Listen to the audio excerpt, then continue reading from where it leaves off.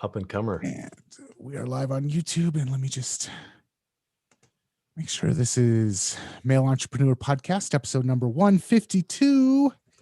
And we are live in 3, 2. All right. Welcome back to the Male Entrepreneur Podcast with your host, Purdeep Sangha. Purdeep, how you doing today, man? I'm doing pretty awesome, man. How about yourself? I am in a lot of pain because it's snowy here. And I slipped on the ice and I threw my back out. Sorry, I don't mean to laugh, but that's okay. If it wasn't for the fact that it hurts every time I laugh, I'd be laughing at myself too. Yeah. So what happened? I stepped out of the car and didn't see an ice patch, slipped and hit the ground. And it was a couple of days ago, so it doesn't hurt as bad today as it did. But yeah, it was one of those realizations that, man, I need to start taking better care of myself health-wise. So you landed on your ass? I landed on my tailbone. Oh no. Yeah, so it sucks. But yeah, I guess getting old. When I was a kid, I could fall on the ice and nothing happened. And now I'm an old man and I fall on the ice and I walk around like a cripple for 3 or 4 days afterwards. I know that feeling, man. That happens to me all the time. Sometimes I bend over to do something. It's like, oh, you feel like kink in your back or something. Dude, the worst thing ever that happened to me, I used to work at a bar.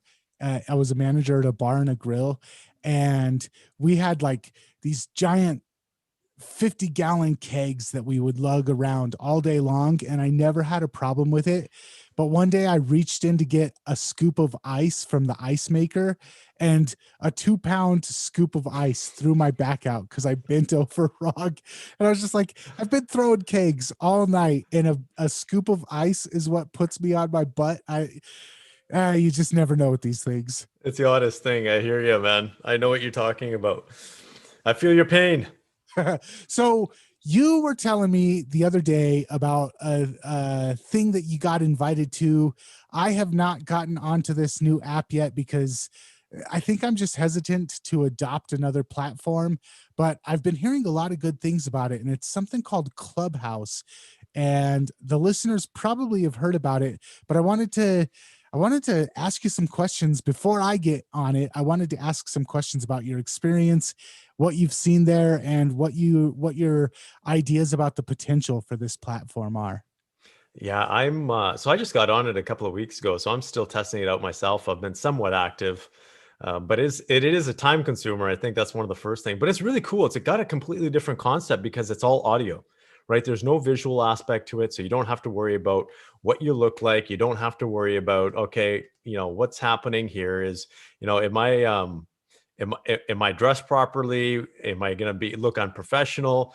And essentially you have the opportunity to go into any room and actually listen to other people's conversations. So literally you can go into a room with so many different types of people and just join. It's like joining a conference. It's like joining any conference you want to join, and you get to listen, and you can actually put your hand up if the moderators allow you to speak directly to the people that are actually speaking. So we've actually held a number of events ourselves. I wouldn't even call them events, but a few of us in the business world and also in the health world have come together to hold these moderation groups, and where people have come in and we've had conversations about specific topics, and we've been able to give specific advice to people who put their hand up and talk to them directly. So it's a really interesting platform. The only downside I see is it's another platform. And it's one of those things that you add to your list, and I could see people getting addicted to this. But it's got a different take on it, man. And here's why I think it's why it's going to be big, is because it's audio, and you don't have to look at it, and you can do it while you're driving. You can do it while you're going for a walk. I think that's the one benefit. So is it live audio or is it recorded audio? No, it's all live audio. They don't allow you to record at this point. They might at some point, but it's all live. It's 100% live. So when the room is done, the room is done. You can't get that content again. No way. Okay. So when people were explaining it to me, I was envisioning like a Facebook where somebody says something and then a bunch of people comment on it and they say a bunch of other stuff.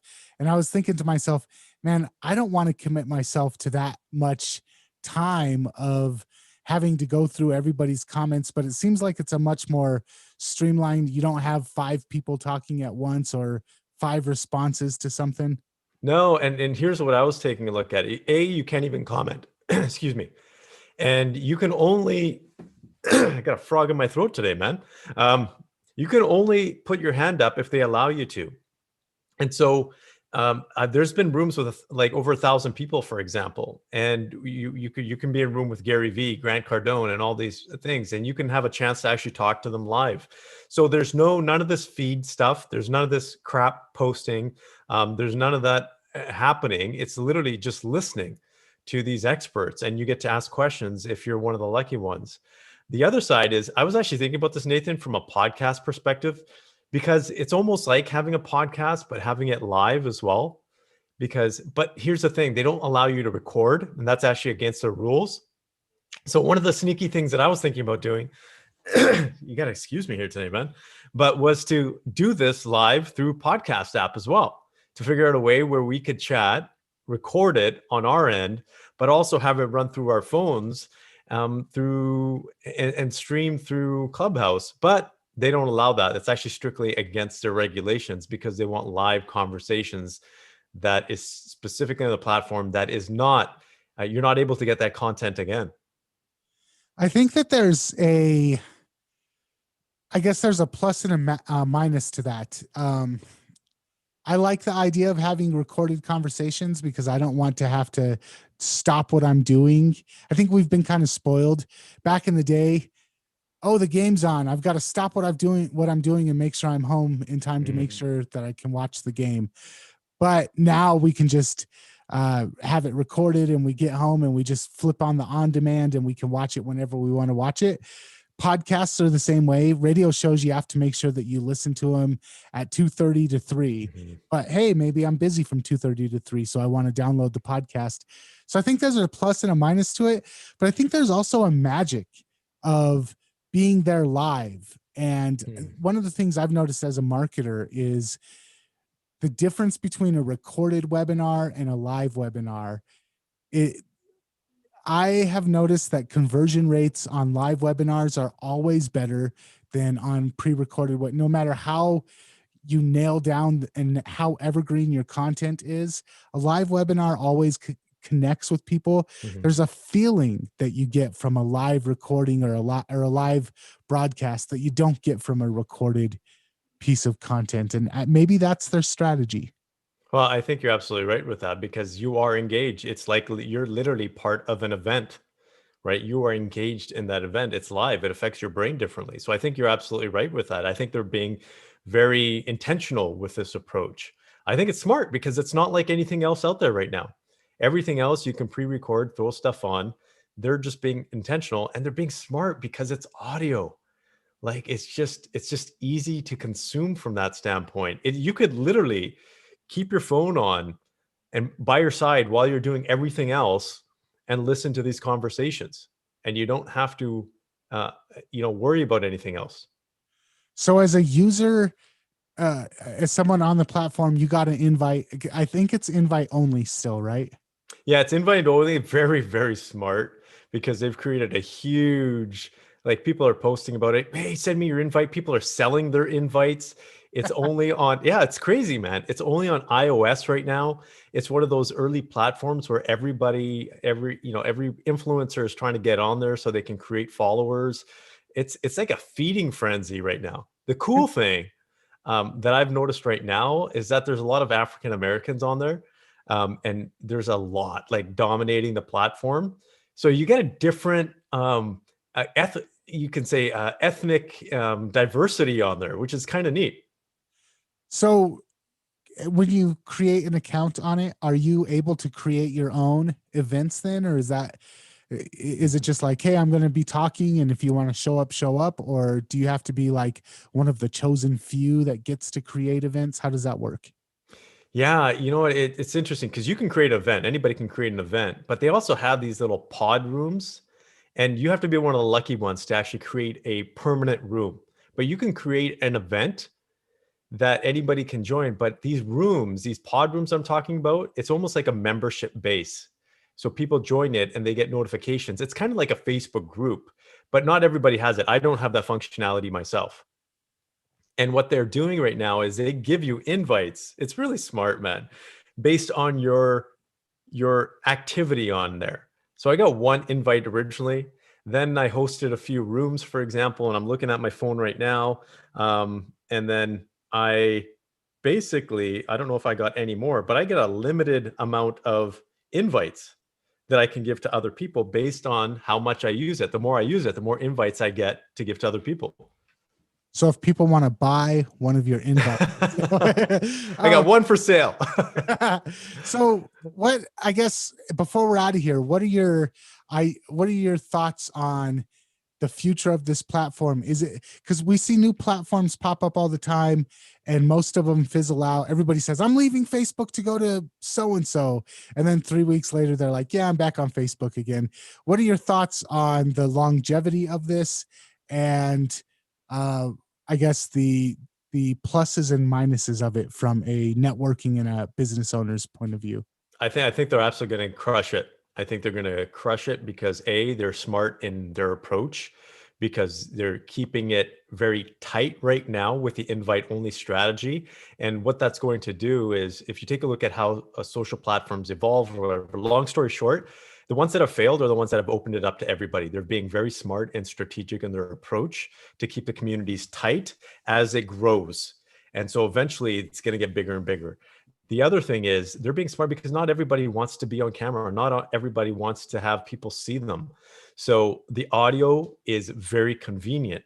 The other aspect is there's such diversity. There's so many different types of rooms on there. The only thing I don't like, it's kind of tough to maneuver, like the search functionality, and it's tough from that standpoint, because my feed right now is all of these groups or events that I'm not even like. Literally, there's like some really wacky ones where there's some stripper groups or whatever, and they pop up. I'm like, I don't think I need to be part of this, or like very graphic type of conversations, which is kind of cool. But I'm not going on Clubhouse for that. I'll save that for my own household. You know what I mean? So these kinds of things are really interesting in terms of seeing what's happening out there. It's a different environment. It is unique because there's a lot of actually performers on there, like rap artists and stuff, because they're trying to connect with other people. They're trying to get their next big hit. So it's an interesting take. I think they're going to be massive, though. I really do. I think they're taking it on. And here's why I say this. I think they're direct competition for podcasts. I absolutely think they're direct competition. They have one advantage, is that there's interactivity, and you get the opportunity to possibly go in there, interact with these experts, ask questions. So I think it's going to go big, man. I really do. I think once they open it up to the Android platform, I think you're going to have a lot more people on there as well. So do you have like a username? If people are listening to this podcast and they've got Clubhouse and they want to follow you, is there a way that they can follow you or find you on there? Yeah, the first thing I would do is I would recommend you, if you don't have a username, it's connected to your phone number. It's not like other social media apps. It's like WhatsApp, which is connected to your phone number. And so if you have an iOS, get on there, reserve your username, because that's important. You can do that now if you have an iOS device, is just reserve your username, even if you don't have an invite, and get yourself do there. Yeah, my username is @Purdeep Sangha. I just kept it very simple from that standpoint. But that's going to be important. And the biggest thing I noticed, if you really want to get on there, is make it known that you want to get on the platform. Is put it on your social media profile, or put it, does anybody have an invite? Because most people that I've talked to that have done that have gotten an invite from their friend or someone that they know. Nice. Okay. So I have an invite from somebody and I've been sleeping on it. I haven't actually activated the account yet. So I'm going to do that later on today and I'll find you on there as well. If people want to check out more episodes of this podcast and they're not completely obsessed with Clubhouse and not having any extra time to listen, what is the best place to find podcast episodes? Yeah, screw Clubhouse. They suck. Go to mailpodcast.com or youtubeformen.com to check us out in person, the video aspect. All And right, we don't man. look so bad. Yeah, we don't need Clubhouse because we're very attractive. All right, man. Until next time, we will catch you later. And wait,